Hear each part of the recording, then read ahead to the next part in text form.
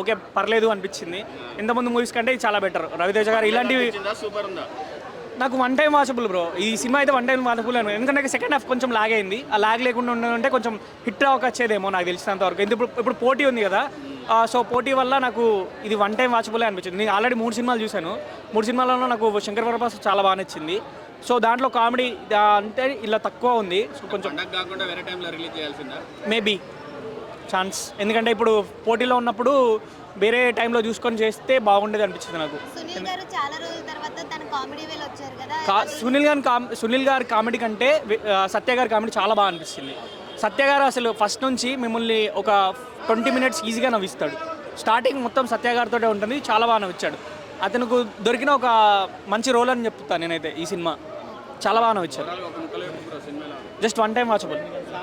2.5 songs 3 songs ఉన్నాయి. ఒకటి suit song ఉంది. 4 సాంగ్స్ చాలా బాగున్నాయి. ఇంకా అది తను సెలెక్ట్ చేసుకున్న స్టోరీల మీద ఆధారపడి ఉంటుంది బ్రో. మనం ఏం చెప్పలేం కదా. తనకు ఎప్పటి నుంచో ఉంటున్నాడు, తనకి ఏ స్టోరీ తీసుకోవాలో తనకు తెలియదా. సో తను తీసుకునే స్టోరీ ప్రకారమే సినిమా నాలెడ్జ్ అనేది ఉపయోగపడి ఉంటుంది. సో తనకు తెలిసే ఉంటుంది. సో కమ్బ్యాక్ ఇస్తాడు, త్వరలో చూద్దాం. మంచి కమ్బ్యాక్తో రావాలని మనం కూడా కోరుకుందాం. Thank you bro, thank you very much.